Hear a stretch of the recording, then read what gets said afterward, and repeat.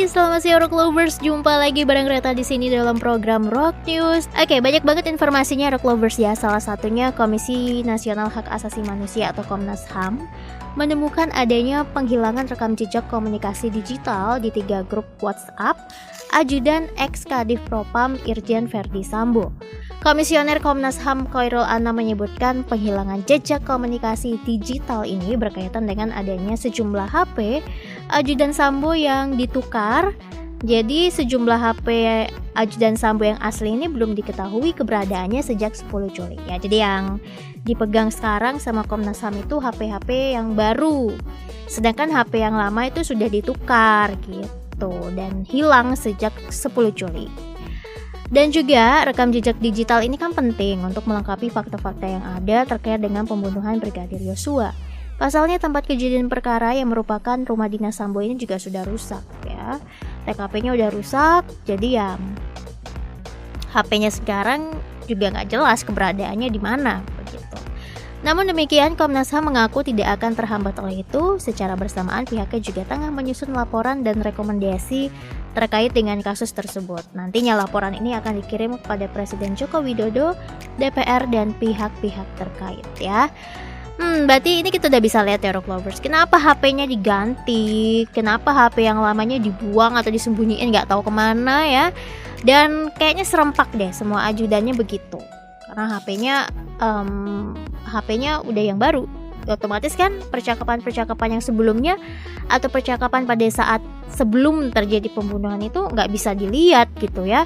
Apakah selama ini memang kalau dilihat nih dari gaya komunikasi antara ajudan satu dengan ajudan yang lainnya ini memang baik, ataukah ada memang kadang kita bisa lihat ya dari grup WhatsApp gitu, kalau misalkan satu sama yang satu agak kurang baik kan komunikasinya bisa terlihat lah dari situ gitu. Nah sedangkan HP yang lama itu nggak tahu dihilangkan kemana atau disembunyikan kemana. Otomatis HP yang dipegang oleh Komnas HAM saat ini kan juga ya buktinya berarti nggak terlalu banyak ya hasil-hasilnya, karena HP-nya kan yang banyak jadi buktinya dihilangkan begitu. Ya semoga aja sih benar ya katanya Komnas HAM ini tidak menjadi menghambat ya, tidak menghambat Komnas HAM untuk mengungkapkan kasus ini. Oke, semangat pastinya untuk tim sus juga. Semoga sih HP yang lama ini bisa ditemukan lah ya, gimana kali ya mereka buang atau mereka sembunyiin ya, supaya bisa makin jelas lagi ya. Dan cukup lumayan lama Rock Lovers untuk menuntaskan kasus ini, karena kasusnya nggak main-main, nggak mudah, nggak semudah itu ya. Ya kita lihat aja nanti perkembangan kasusnya seperti apa. Mabes Polri akan memberikan pendampingan terhadap keempat anak dari pasangan Verdi Sambo dan Putri Chandrawati. Kadif Humas Polri Irjen Dedi Prasetyo mengatakan pendampingan tersebut dilakukan usai pasangan itu ditetapkan sebagai tersangka di kasus pembunuhan berencana terhadap Nofriansyah Yosua Huta Barat. Dijelaskan pula nih bahwa pendampingan ini diberikan agar anak-anak dari Verdi Sambo ini tidak menerima tekanan mental yang berlebihan, karena diketahui ada berbagai perundungan muncul di media sosial yang diarahkan kepada anak-anak mereka. Ini kan karena perbuatan yang tidak dipikir-pikir dulu ini, atau perbuatan yang seperti kayak udah kerasukan atau nggak bisa berpikir jernih lagi. Alhasil yang terkena dampaknya tuh ya anak mereka sendiri ya. Kasian loh, anak-anaknya mungkin nggak tahu apa-apa, tapi mereka juga kena imbasnya. Apalagi kan media sosial sekarang berkembang sangat-sangat pesat. Di mana-mana ada informasi Sambo. Instagram kabarnya ada Sambo, YouTube ada juga, Twitter, apalagi TikTok isinya Sambo semua ya. Jadi kayak nggak bisa menghindari. Gimana caranya menghindari? Atau main media sosial apa ya nggak ada Sambonya? Kayaknya semua ada begitu ya. Ya semoga aja sih mendapatkan perlindungan yang maksimal juga, karena Lembaga Perlindungan Anak Indonesia mendesak agar Polri melindungi anak-anak Sambo dan Putri usai ditetapkan tersangka kasus dugaan pembunuhan berencana. Desakan ini dilontarkan oleh Ketua Lembaga Perlindungan Anak Indonesia Seto Mulyadi alias Kak Seto, yang mengatakan akan melakukan koordinasi dengan Mabes Polri untuk melindungi anak-anak dari Sambo dan Putri Chandrawati. Ya.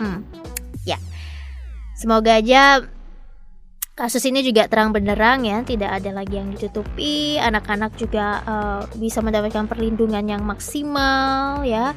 Ini penting banget sih, ke psikologi sih, karena bahaya banget ya kalau mereka ngelihat sendiri informasinya di TV juga, apalagi rame banget. Ya, sangat penting sih perlindungan dari psikologis.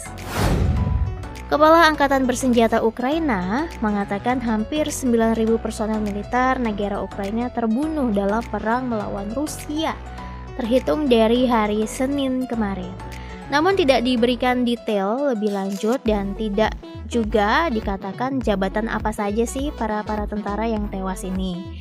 Terus juga beberapa warga sipil dan estimasi tentara Rusia yang terbunuh dalam perang juga tidak dirinci berapa banyak. Meski begitu, staf umum Angkatan Bersenjata Ukraina mengatakan total kematian militer Rusia sejauh ini mencapai 45.400 personel. Ini berarti yang anggota militernya yang lebih banyak tewas dari Rusia ya dibandingkan Ukraina. Karena kalau Ukraina tadi 9.000 personel militer, sedangkan Ukraina diperkirakan mencapai 45.400 personel militer yang meninggal dunia akibat dari perang ini. Rusia sendiri juga tidak mengatakan berapa banyak pasukan mereka yang terbunuh dalam perang di Ukraina. Sementara Reuters masih belum bisa mengonfirmasi kerugian yang dilaporkan kedua kubu dalam invasi Rusia di Ukraina. Pastinya banyak loh. Kalau kerugian sih itu udah pasti banyak banget. Gak mungkin satu hari mereka berperang aja itu mereka membutuhkan biaya yang gak main-main, besar banget biaya untuk perang itu. Ya semoga aja sih tidak terjadi lebih besar lagi ya, mengingat besok adalah hari kemerdekaan dari Ukraina. Semoga aja sih tidak ada bombardir besar-besaran dari Rusia, yang kita harapkan malah perdamaian ya antara Rusia dengan Ukraina ini. Ya semoga aja sih perdamaian itu atau kesepakatan untuk damai bisa cepat tercapai.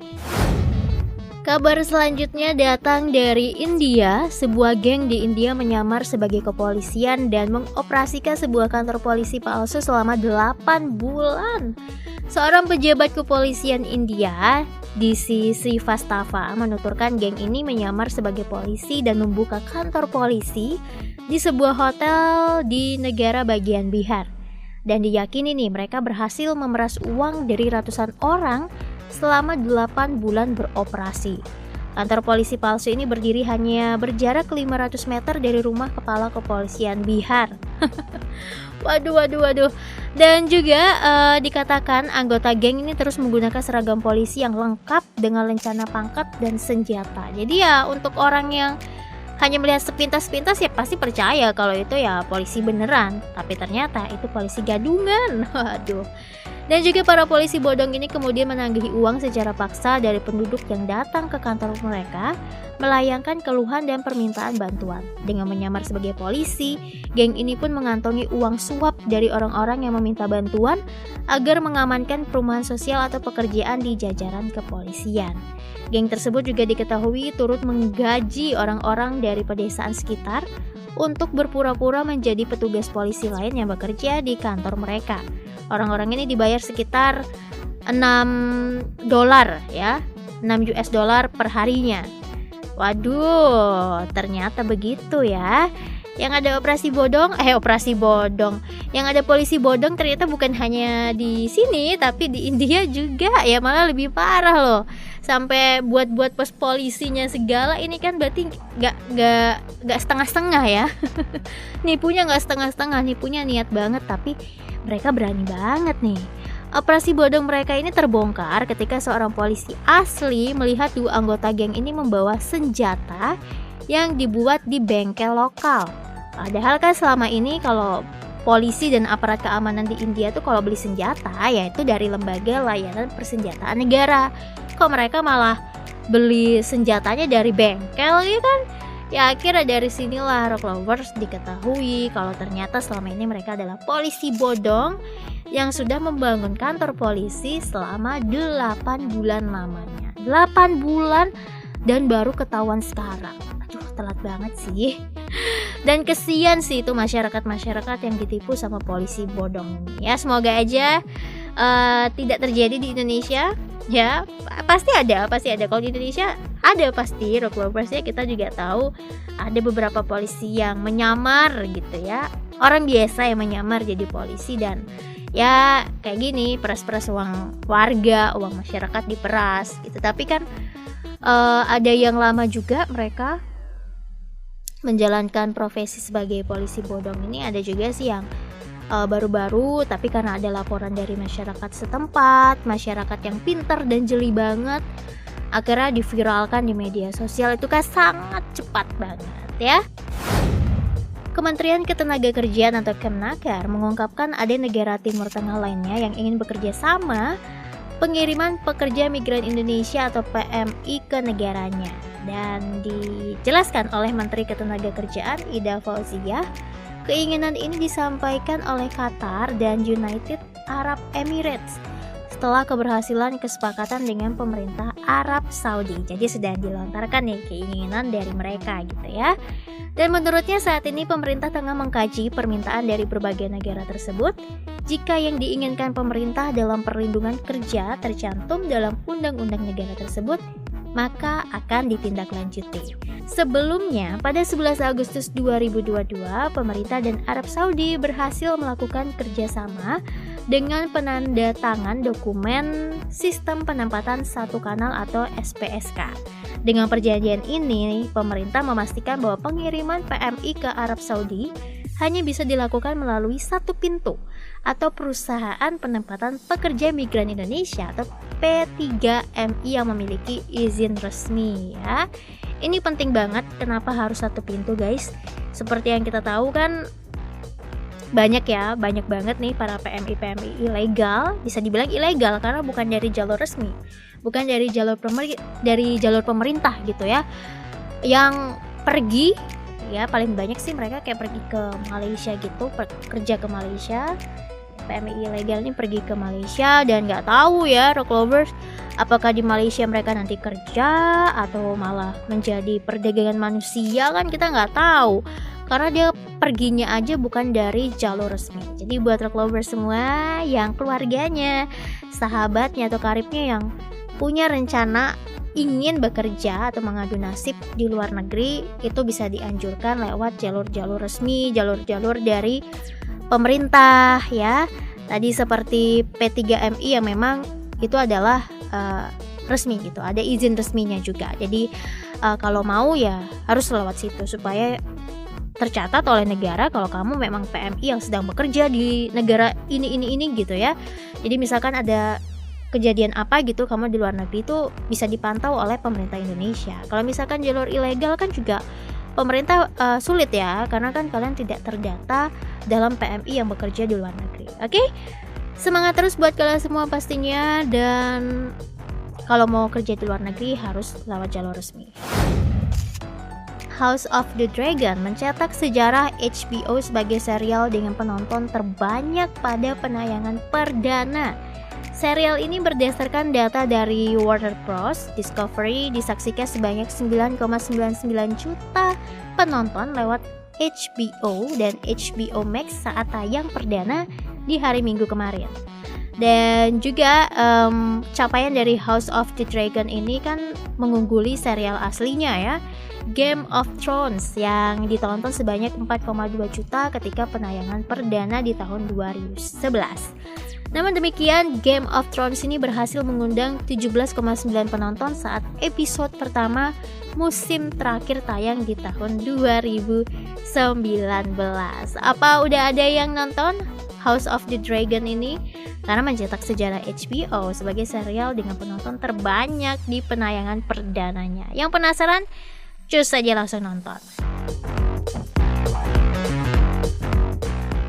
Hai Rock Lovers, dengarkan terus Rock News setiap hari Senin sampai Sabtu hanya di Spotify dan Noise. Mau info terupdate di HP-mu? Follow Instagramnya di @rocknews_network, Twitter dan TikToknya di @rocknewsnetwork. Sampai jumpa di Rock News edisi berikutnya.